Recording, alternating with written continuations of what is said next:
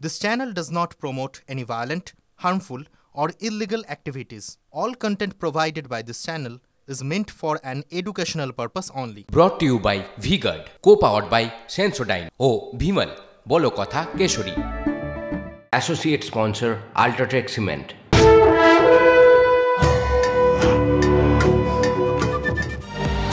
আমি রডিপা রয়েছে আপনাদের সঙ্গে। আপনারা দেখছেন TV9 বাংলার 24-এর মহাযুদ্ধের রেজাল্ট আউট। তৃতীয়বারের মতো দেশ শাসনের ভার এনডিএর হাতেই দিলেন জনতা। 2014 বা 2019-এর মতো বিজেপি একক সংখ্যাগরিষ্ঠ দল হতে পারছে না ঠিকই, কিন্তু পরপর 3বার এনডিএ সরকারের নেতৃত্ব দিয়ে ইতিহাস ছুঁলেন নরেন্দ্র মোদী। জয়ের পর দিল্লিতে বিজেপির সদর দপ্তরে দাঁড়িয়ে বিকশিত ভারত গঠনের গ্যারান্টির কথাও মনে করিয়ে দিলেন প্রধানমন্ত্রী। হাওয়া কোন দিকে মঙ্গলবার বেলা গড়ানোর সঙ্গে সঙ্গেই সেই আঁচ মিলতে শুরু করেছিল। পাল্লা দিয়ে ভিড় বাড়তে শুরু করেছিল দিল্লির দীনদয়াল উপাধ্যায় মার্গে বিজেপি সদর দপ্তরে। বিকেল যত গড়িয়েছে ততই স্পষ্ট হয়েছে নরেন্দ্র মোদীর নেতৃত্বে তৃতীয়বারের জন্য দিল্লিতে ক্ষমতায় আসছে এনডিএ সরকার, যার সঙ্গে জুড়ে রয়েছে এক ইতিহাসও। প্রত্যাশা মতো ফলাফল হয়নি বিজেপির, কিন্তু তৃতীয়বারের জন্য ক্ষমতায় এসে নরেন্দ্র মোদী পণ্ডিত জওয়াহরলাল নেহরুর রেকর্ডকে স্পর্শ করলেন। নরেন্দ্র মোদীর আগে জওয়াহরলাল নেহরুই ছিলেন একমাত্র প্রধানমন্ত্রী যার সরকার দিল্লির মসনদে পরপর 3বার ক্ষমতায় এসেছিল। এই রেকর্ড স্পর্শ করার আলাদা আনন্দ এবং কীর্তি তো আছেই। যে জয়োল্লাসের ছবি বিজেপি সদর দপ্তরে দেখা যাচ্ছে, তার মধ্যে এই কীর্তির প্রতিফলন অবশ্যই আছে। কর্মী সমর্থকদের উল্লাসের মধ্যে নির্ধারিত কর্মসূচি মেনেই মঙ্গলবার রাতে বিজেপির সদর দফতরে হাজির হন প্রধানমন্ত্রী। সেখানে তার ভাষণেও উঠে আসে এনডিএর তৈরি ইতিহাসের কথা। 1962 के बाद पहली बार कोई सरकार अपने 2 कार्यकाल पूरे करने के बाद तीसरी बार वापस आई है। এনডিএর 400 আর বিজেপির 370। এবার ভোট ঘোষণার শুরুতেই এই টার্গেট বেঁধে দিয়েছিলেন প্রধানমন্ত্রী, কিন্তু বিজেপির বিজয় রথ থেমে গেছে 240-এর ঘরেই। প্রধানমন্ত্রীর দাবি অবশ্য বিরোধীরা একজোট হয়েও বিজেপিকে হারাতে পারেনি। 10 साल के बाद लगातार तीसरी बार जनता जनार्दन का प्यार, उनका आशीर्वाद हमारा हौसला बढ़ाता है। हमारे विरोधी एकजुट होकर भी उतनी सीटें नहीं जीत पाए जितनी इस लोकसभा चुनाव में अकेली बीजेपी ने जीती है। দক্ষিণে এবার আশাতীত ফল করেছে এনডিএ। ওড়িশাতে তো আবার ক্ষমতায় বসছে পদ্ম। ভাষণে সে কথা উল্লেখ করতে ভোলেননি প্রধানমন্ত্রী। पीढ़ियों से जिस क्षण का इंतजार किया वो आज सफलता को चूमने लगी है। तेलंगाना में हमारी संख्या 2 गुना हो गई है। ये पहली बार होगा जब महाप्रभु जगन्नाथ की धरती पर बीजेपी का मुख्यमंत्री होगा। প্রধানমন্ত্রী হিসেবে তৃতীয়বার শপথ নেওয়ার পর তিনি যে বিকশিত ভারত গড়তে পূর্ণ উদ্যমে ঝাঁপিয়ে পড়বেন তা স্পষ্ট করে দেন নরেন্দ্র মোদী।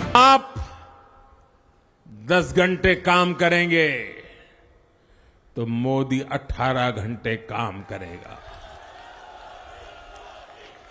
आप 2 कदम चलेंगे तो मोदी 4 कदम चलेगा। भारत को दुनिया की तीसरी बड़ी इकोनॉमी बनाने के लिए एनडीए सरकार पूरी शक्ति से काम करेगी। দুর্নীতির বিরুদ্ধেও যে তার লড়াই থেমে থাকবে না সেই বার্তাও দিয়ে রাখেন প্রধানমন্ত্রী। राजनीतिक स्वार्थ के लिए जब करप्शन का महिमा मंडन शुरू हो जाए तब करप्शन को बहुत ताकत मिल जाती है। इसलिए तीसरे कार्यकाल में एनडीए सरकार का बहुत ज्यादा जोर हर तरह के करप्शन को जड़ से उखाड़ फेंकने का होगा। বাংলার মাটিতে দাঁড়িয়ে শেষ দফার ভোটের আগে প্রধানমন্ত্রী নরেন্দ্র মোদী বলেছিলেন তার সরকার তৃতীয় দফায় ক্ষমতায় আসার পর 6 মাস ধরে দেশে ভূমিকম্প হবে। অবশ্যই সেটা ছিল রাজনৈতিক ভূমিকম্পের হুঁশিয়ারি, এবং এক কথায় বলে দিয়েছিলেন যে দুর্নীতি বিরোধী যে পদক্ষেপ গত কয়েক বছর ধরে তার সরকার চালিয়ে আসছে, বিশেষ করে ইডি, সিবিআই এবং কেন্দ্রীয় এজেন্সিগুলো, সেগুলো বন্ধ তো হবেই না, বই আরও বাড়বে। এবং একেবারে কম্পন শুরু হয়ে গিয়েছিল বিরোধী শিবিরে। কিন্তু এখন নরেন্দ্র মোদীর সরকারের হাতে যে সংখ্যাটা রয়েছে, সেই সংখ্যা নিয়ে কি দুর্নীতি বিরোধী অভিযান একই রকমভাবে চালিয়ে যাওয়া সম্ভব? এটা একটা বড় প্রশ্ন এই মুহূর্তে দিল্লির মাটিতে দাঁড়িয়ে। ক্যামেরায় মাখন পাত্রের সঙ্গে রাজা চট্টোপাধ্যায়, TV9 বাংলা, নয়াদিল্লি। রাজনৈতিক জীবনে এই প্রথমবার শরিকদের সমর্থনে সরকার টিকিয়ে রাখতে হবে নরেন্দ্র মোদীকে। সরকার গড়ার জন্য নরেন্দ্র মোদীকে নির্ভর করতে হবে এনডিএর 2 শরিক নেতা চন্দ্রবাবু নাইডু, নীতিশ কুমারের উপরে। 400 পারের স্লোগান তুলে ভোটে যাওয়া নরেন্দ্র মোদী কিংবা বিজেপি সমর্থকরা এটা স্বপ্নেও ভেবেছিলেন? হয়তো ভেবেছিলেন, হয়তো ভাবেননি, আমরা জানি না। তবে একটা কথা পরিষ্কার, এখন থেকে নরেন্দ্র দামোদর দাস মোদীর সামনে আরো কঠিন চ্যালেঞ্জ রয়েছে। দলিত জনজাতি ভোটের একটা বড় অংশ হাত থেকে বেরিয়ে গেল, বিশেষত উত্তরপ্রদেশ, মহারাষ্ট্র ও পশ্চিমবঙ্গে। আর তাতে বিজেপি সব অঙ্ক ঘেটে গুলিয়ে এক শেষ। 250 নিচে থামতে হলো বিজেপিকে। এখনো পর্যন্ত কিন্তু বিজেপি এনডিএ সরকার গড়বে সেই সম্ভাবনাই বেশি, এবং তারা সাধারণ মানুষকে এবং তাদের কর্মীদের আশ্বস্ত করছেন যে সরকার এনডিএই গড়বে, বিজেপিই গড়বে। কিন্তু প্রশ্নটা হচ্ছে ম্যাজিক ফিগারে পৌঁছতে না পারা, 272 একা টাচ করতে না পারা, এটা কিন্তু বিজেপির কাছে একটা ম্যাসিভ ব্লো। এই প্রথমবার প্রশ্নের মুখে পড়ল বিজেপির পোস্টার বয় প্রধানমন্ত্রী নরেন্দ্র মোদীর জনপ্রিয়তা। কেন এমন হলো? ফলাফল কাটাছেঁড়া শুরু হয়েছে। প্রাথমিকভাবে উঠে আসছে সুইং স্টেটগুলিতে কার্যত মুখ থুবড়ে পড়েছে বিজেপি। উত্তরপ্রদেশে বিজেপির ভোট ব্যাংকে ধস, 80টির মধ্যে মাত্র 33 আসনে জয়।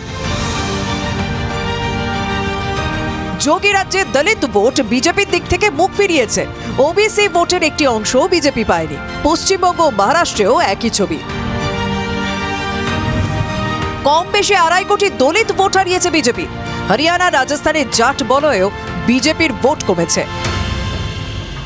রাজনৈতিক বিশ্লেষকদের মতে উত্তরপ্রদেশ, পশ্চিমবঙ্গ, মহারাষ্ট্র থেকে অন্তত 50টি আসন কমার জন্যই হয়তো বিজেপির এই বিপর্যয়।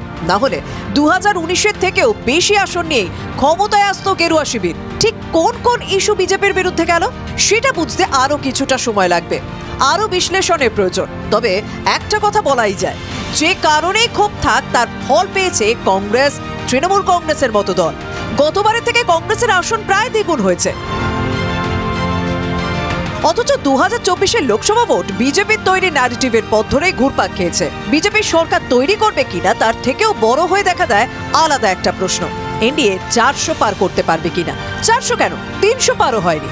তাই সরকার গড়ার মতো জায়গায় থাকলেও ব্যর্থতার দায় তারা করছে বিজেপিকে। সেই ন্যারেটিভ মুখ থুবড়ে পড়েছে। এখন যা পরিস্থিতি তাতে টিডিপি ও জেডিএস 2 শরিক দলের কাঁধে ভর দিয়ে সরকার গড়তে হবে বিজেপিকে। বুধবার এনডিএ জরুরি বৈঠক। বুধবারের বৈঠকেই সরকার গঠন নিয়ে আলোচনা। সেই সরকারের রাজ থাকবে নীতিশ কুমার ও চন্দ্রবাবুর হাতে। দীর্ঘ রাজনৈতিক ক্যারিয়ারে এমন একটা পরিস্থিতিতে কখনো পড়েননি নরেন্দ্র দামোদর দাস মোদী। বিজেপিও বহুদিন এমন কোনো চ্যালেঞ্জের সামনে পড়েনি। একটা বিষয় স্পষ্ট, কাজ করেনি প্রধানমন্ত্রী নরেন্দ্র মোদীর ব্যক্তি ইমেজ, অন্তত সারা দেশ জুড়ে তো নয়।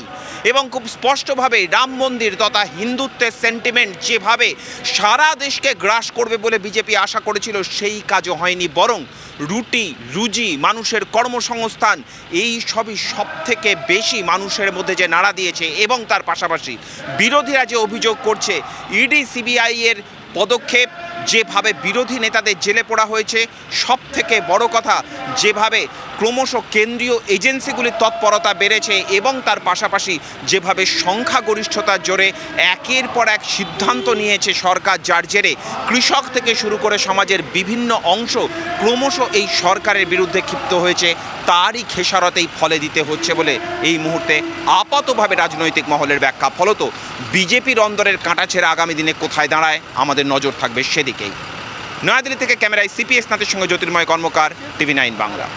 ব্রট to you by V-Guard, co-powered by Sensodyne ও ভিমল, বলো কথা কেশরী। Associate sponsor UltraTech cement.